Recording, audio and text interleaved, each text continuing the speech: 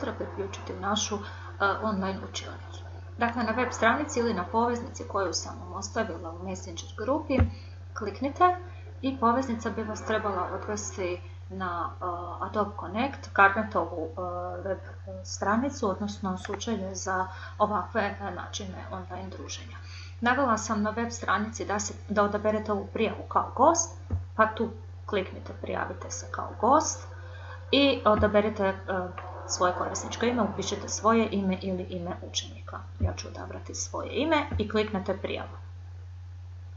Nakon toga se može dogoditi da ukoliko već na računalu kao ja imate instaliran Adobe Connect ovaj nastavak, računalo će vas automatski odvesti u učionicu.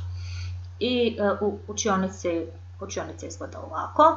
Svoje ime, odnosno ime s kojim ste se prijavili, možete vidjeti u ovom desnom ovdje dijelu. Ispod toga ovdje dolje nam se nalazi chat, tu se možemo pozdravljati, ali mi ćemo, za sutra nema nas puno, uključit ćemo kamere, svi oni koji imaju, pa se možemo i vidjeti. Pokazat ću što će se dogoditi za one koji nemaju instaliran priključak Adobe Connect, tražit će vas da ga preuzmete na svoje računalo. Tako da u tom slučaju kliknete na ovaj ovdje gumb Download Now, preuzmete aplikaciju, odnosno nadogradnju za aplikaciju na svoje računalo.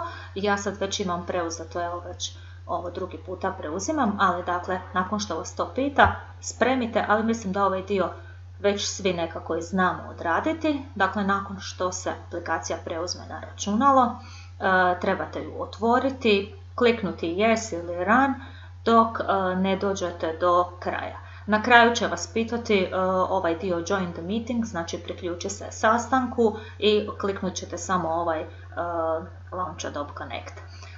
Ako tu negdje zapnete, slobodno se možete vratiti na poveznicu i ponovo je kliknuti i onda će vam se dogoditi kao meni na početku da čim unesete svoje ime i prezime, prijavite se kao gost, odmah vas poveznica odvede u ovu našu učionicu. Za sve one koji budu imali bilo kakvih problema, moj broj mobitela je u grupi, ja ću u učionici biti već negdje poslije 17 sati, pa evo, do tada možete probati ovo instalirati, odnosno ući, vidjeti na koji način ovo funkcionira kad god imate vremena, a moj broj mobitela će vam biti dostupan, odnosno imate ga već, pa kad god, ako bilo što trebate, pomoći ću koliko znam i mogu. Nadam se da ćemo se sutra svi zajedno vidjeti na ovom mjestu i evo kratko podružiti u ovom našem online susretu i učenika i roditelja i učiteljice. Pozdrav svima!